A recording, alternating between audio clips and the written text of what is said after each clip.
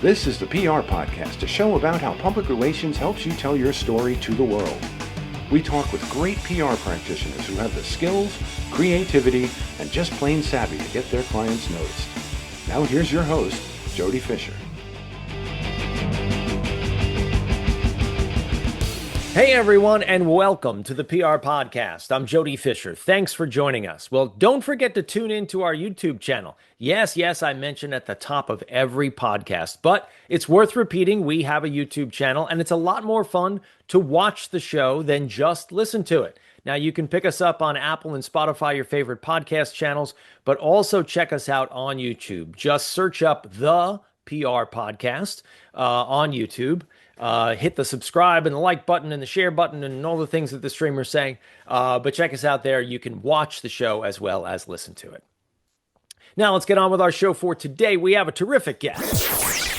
Leah Nurik is the CEO and co-founder of Brandi AI, a brand intelligence and AI visibility platform that helps brands understand and improve how they show up in generative AI search. With more than 25 years of experience in B2B tech PR, brand marketing, and strategic communications, Leah has built companies and strategies at the intersection of technology, growth, and visibility. She previously founded Gabriel Marketing Group, an award-winning agency that worked with more than 400 high-growth technology companies. Today, through Brandi AI, she's helping marketers, PR leaders, and brands navigate the next big shift in discovery, how companies are found, described, and trusted in AI-first channels. Leah, welcome to the PR Podcast.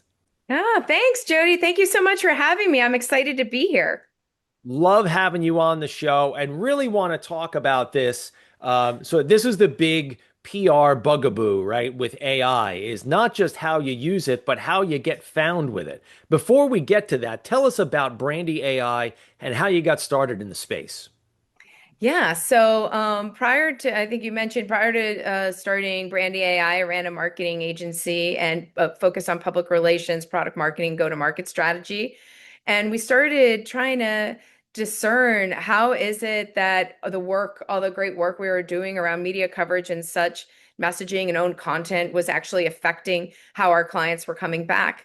And we started tinkering, and then we cracked the code, and then we said, wow, this is a real problem out there. And there were some other players that were more of kind of just light monitoring tools. And we thought to ourselves, as PR professionals and comms professionals, we know that storytelling goes beyond just the measurement of a keyword. So how is it that the work that the comms pro and the brand strategist is doing affecting the positioning for AI answers? And so here we are. We brought together a whole bunch of technologists and some great domain experts, and we built the product, and I left the agency, and here I am. Fantastic success story. Let's talk about how people get found in AI. I guess it's the evolution of Google search, right? It's sort of the next big thing. But it's so important to make sure that you show up and show up the way you want to show up. How is AI search and search results different from Google search results? Yeah, it's a great question. And it's really the fundamental crux of this massive shift. So traditionally, online search was keyword driven. So it was really about, how's this keyword match with the keyword over here? So, syntax. And now it's really about semantic. It's about what's the intent of the person who's searching, and then how is there a larger story around bringing back a brand. So it's really more about credibility, authority, market definition, category leadership, and how does the overarching story and the consistency across that message, across the entire digital ecosystem affect whether or not a brand comes back. So think keyword matching to storytelling, which is a complete drastic shift in how online discoverability happens and falls really right in the lap of PR professionals, brand strategists, brand marketers, and content creators like never before. Yeah, it has really put us in the driver's seat as PR people and as storytellers.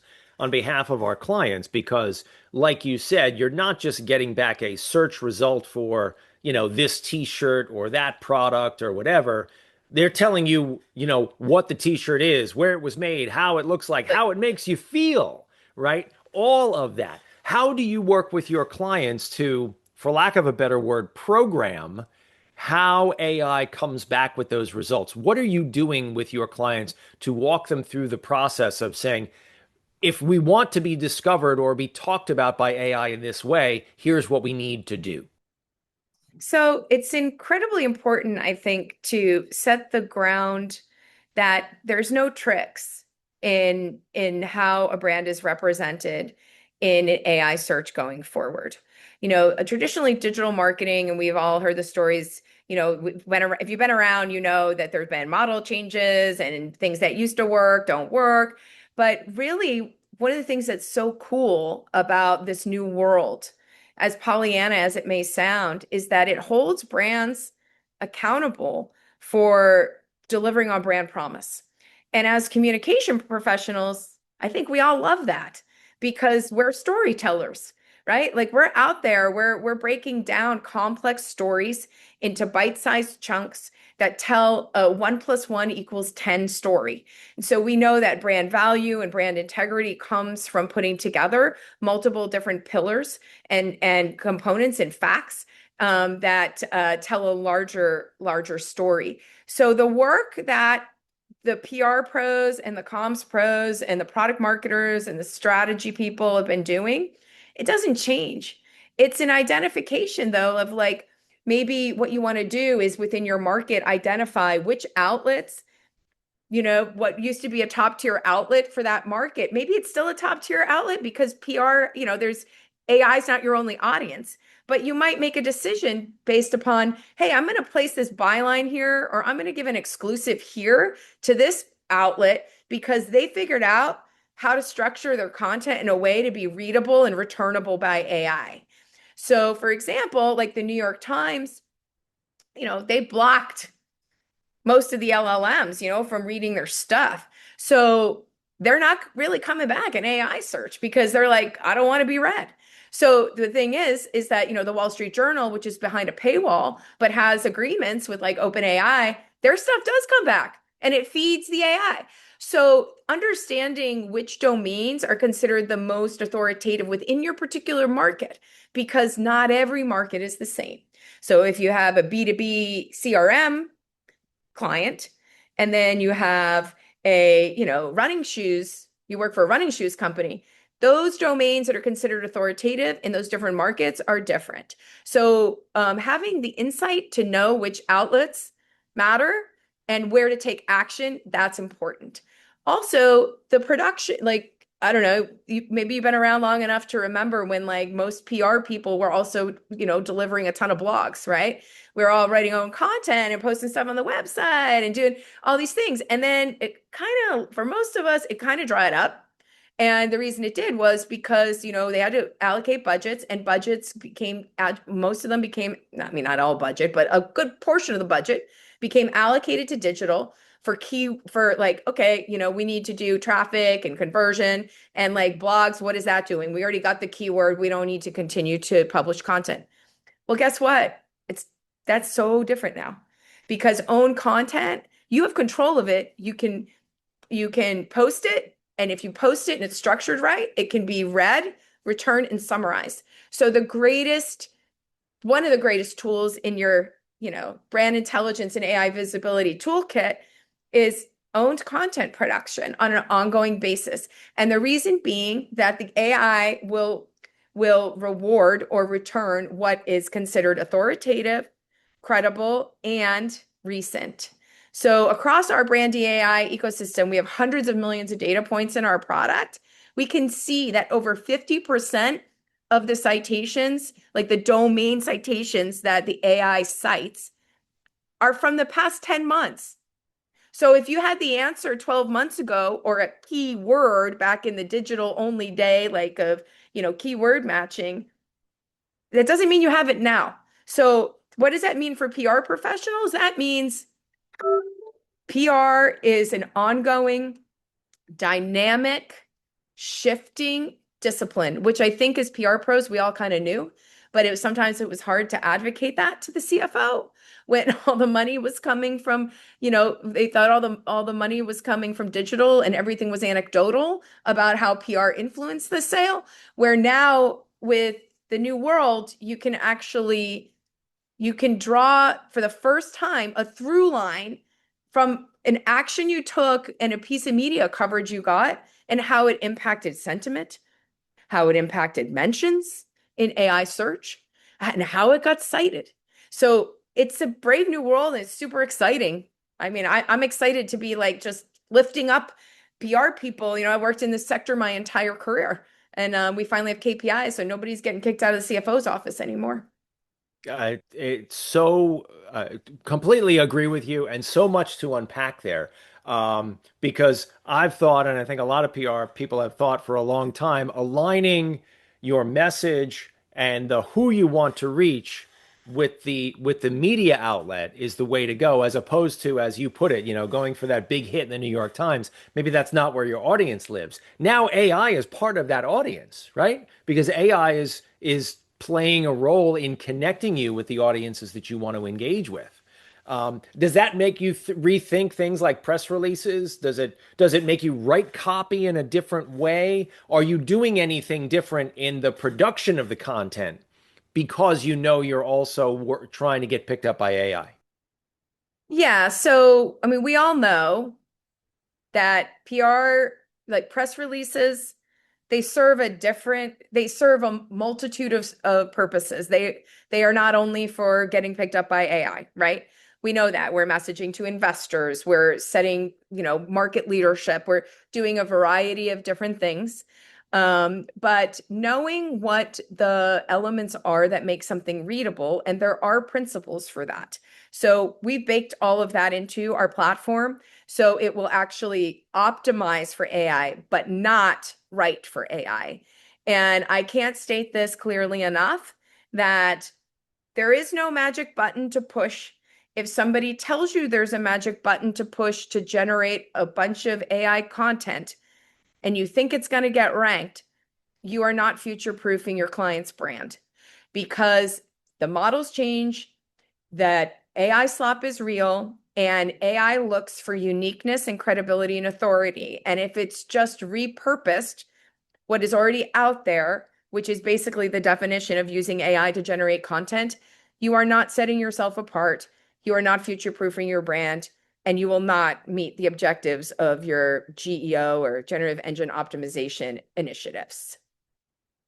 I think that's a point that can't be said loudly enough either, because the big concern right now is people using AI to generate original content.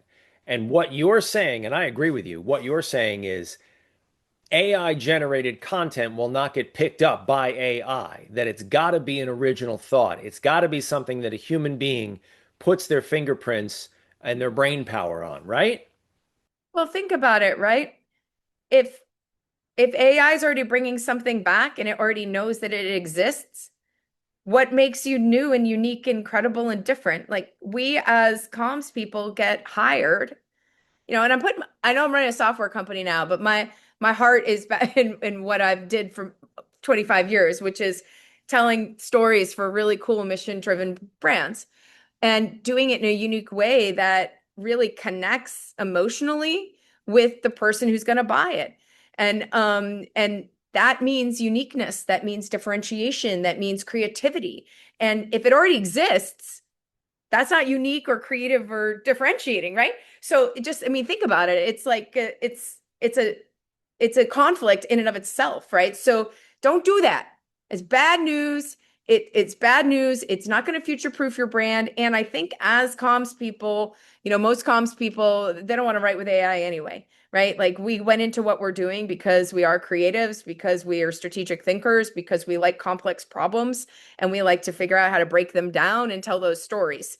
So, that should be music to everybody's ears, that, you're not on the way out, you're definitively in an open road on the way in, for being who you are and what you do. And I know that might sound big and and crazy. And since everybody's been saying creatives are off the, you're walking the plank, but it's not true. We see it in the data. So welcome back, right? Yeah, it's the exact opposite, right? We need creatives more than ever. Correct. Yes, I agree. Um, how are you, or I guess, how should people go about creating content, or maybe are there best practices? I guess that's my question. Are there best practices for creating that original content? Obviously, having an original thought, writing an original piece, but are there any kind of check boxes or that you use with your clients to make sure that content will stand up to that AI test so that it does get returned? Yeah, so for us, like we have customers, like we don't do services and but we do, we're a software company. So an AI company, AI software company. So we have all of the best practices and things like that. But to your point, it's all embedded in the platform. So a lot of agencies use our product. So the way it works is, right, you want to be sure that you're creating the content that's going to be readable and findable and returnable.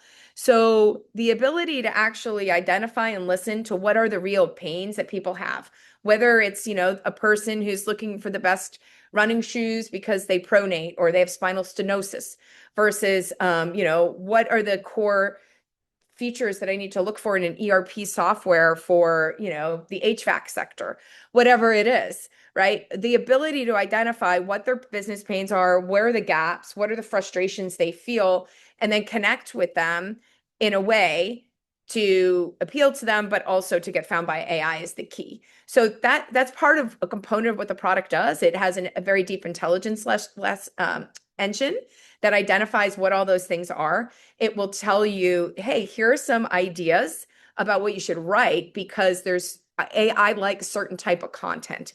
And it likes it structured in a certain way. So what kind of case studies does it have? What kind of facts, metrics? And all of that is embedded behind the software platform to walk you through a workflow, to give to you a robust outline that a human can follow that has all those principles baked into it. And then it's very robust and in depth, but it's really meant to be utilized for the human to make a judgment call. Like, okay, I'm going to include this, I'm not. But if you follow it, to the T with your, beautiful human mind that knows the creativity and the uniqueness, you do that. And then you can optimize it with AI, not, optimize for AI and optimize with AI without, undercutting the human element of it. So if you have a platform that makes it easy for the workflow, which is what Brandi's designed to do, you're already there if you go through the workflow and follow it. And it can And do that does for like press releases, blogs, bylines, and all different types of content that are outside the PR sector as well. Is Brandi also helping to monitor for AI pickup for AI return? Yes, so this is where it gets pretty cool for PR pros. So basically, every piece of coverage you get, or every action you take, you can track within the product to then show, hey, I got this piece of coverage, and it's actually increasing how often a brand comes back in AI. So for the first time for PR pros, we have a direct through line from coverage to impact for visibility. So all of these kind of fuzzy metrics we had, that we know that they're real and stuff, but they're hard to necessarily communicate to, more like analytic quant brains. We have them now in Brandi. You can also use it to demonstrate. We have a very deep sentiment engine. So, I don't know. Did you ever do crisis comms in your career? Are you a crisis guy? Oh, just once or twice. You Figured. bet. Yeah. So now imagine that you have a client who's in a crisis and they have some terrible thing that happens, God forbid, but it happens. And you see the sentiment numbers using or the Brandi Sentiment Hub like super low. You can actually demonstrate that all that coverage that you did, all the public communications you did that are owned or earned media coverage, you can actually show how it boosted your sentiment in AI search. So just full stop, right? We could never do that before. And again, it sounds like I'm selling Brandi, and I mean, I am in the process. I'm in the game of selling Brandi. But What I'm telling you is the reason that we made this product is to lift PR people up, like to lift them up, like to give them the KPIs and enable them in order to do their jobs more effectively and demonstrate impact. Are there primary vehicles that people should be using? Let's say they're just getting into it, they're fairly novice, right? You mentioned things like website or social content or newsletters or opinion pieces or obviously news coverage. Are there vehicles or mediums that people should be focusing on to create that original content to help them in that AI game? Where should people be putting their efforts? So it really depends on the market. So you have to, so every market is different. So some markets, some industries, like it'll be like Reddit ahead by 10%, right? And then another one, it might be LinkedIn is number two and YouTube is number one. And Forbes, the Forbes tech councils or councils that they have and Forbes coverage is really high. So it's really important to know your market. And then you can look and you can see when you set something up, like where should I focus in that my space? Right. And so it might be, like if you're a big consumer products company, it might be that your influencer outreach is different because you can see that, okay, we're spending all this money on influencer marketing, but none of the reels and stuff are getting cited in AI, but there's these other people who they are, or there's public Facebook groups that are getting pulled every day. So it's really different.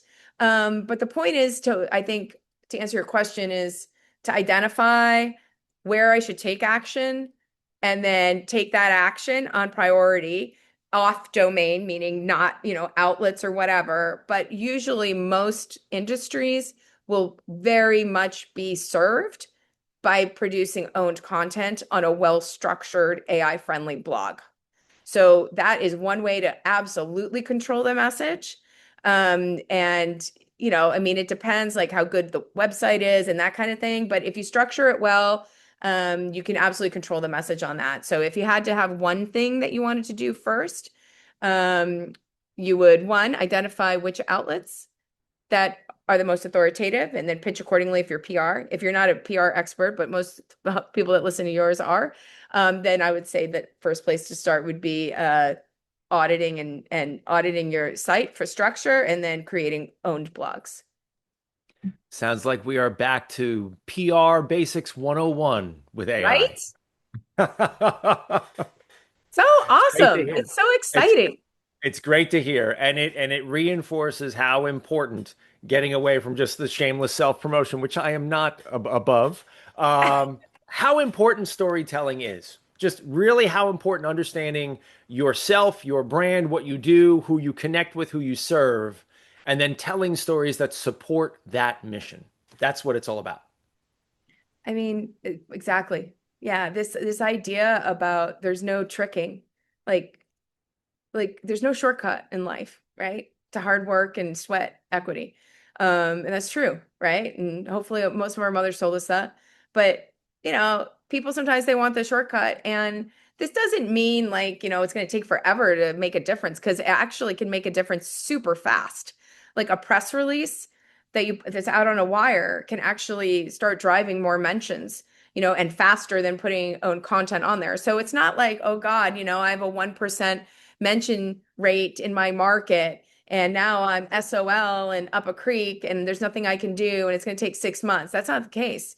You can affect change really fast, but you need to understand or I mean, everybody on this podcast probably does because they're PR people, but you need to communicate that everybody else needs to understand within the organization that brand integrity, brand storytelling is it's a long-term game. It's not a quick fix, and you've got to keep at it. And there's nothing more in the data. Like the data proves that it's what's most recent, it's what's most authoritative, and it's what's most credible. So keep at it, be mission driven, get the coverage, produce the owned content, and do it in line with the values and the mission that the company really has. And you should be good to go. Couldn't have said it better, Leah Nurik. Thanks so much for coming on the show today. We really appreciate you sharing all this with us. Thanks for having me. Appreciate you. We are not done with you yet, however. We're going to segue now into the rapid fire question portion of our podcast. This is where we steal a page from inside the actor's studio. We ask our guests a series of rapid fire questions meant to elicit a simple answer, maybe a laugh or two. With your indulgence, Leah Nurik, let's begin with rapid fire question number 1. What is your favorite news source? The Drudge Report. You go in there every morning? Usually 3 times a day. I read a lot, but I like to see what's bubbling up into the zeitgeist. So I'm like, okay, what's actually like, what is everybody talking about on all the things? But of course I read, the New York Times. I love the New York Times. I read the Wall Street Journal. I do all those things, but I'm sorry, my guilty pleasure is definitely the Drudge Report, and it helps me thin slice all the stuff very quickly. That's what we're looking for with these questions. Rapid fire question number 2. What's your favorite social media platform? Instagram. Photos or reels? Yeah, reels of stand-up comedy. Sorry, I don't really use it for news. I use it for fun. Love the stand-up comedy, whether it's Instagram or TikTok. Love it. Great. Rapid fire question number 3. Coffee or alcohol? What about espresso martinis? Acceptable answer. There you go. Rapid fire question number 4. What's your favorite on-the-run food? Like fast casual or just serious on the run? Serious, okay, like running from one meeting to the other. Those little peanut butter bars that they're like all natural and they have like little chocolate chips in them, and I can have a little half one so I don't feel sick, but I got enough protein to go. There you go. Rapid fire question number 5. What do you want to be after you finish this career? I want to be a potter. Okay, haven't heard that one yet in 250 plus episodes. Go ahead. I mean, like when I retire, I'd like to, when you're done working. Yeah, I'd like to be a beach going potter. I'd like to make pots and pretty thrown pots with all a bunch of creative colors on them, and maybe be next to the beach and go jump in the water every morning and then come back and throw some stuff in my studio.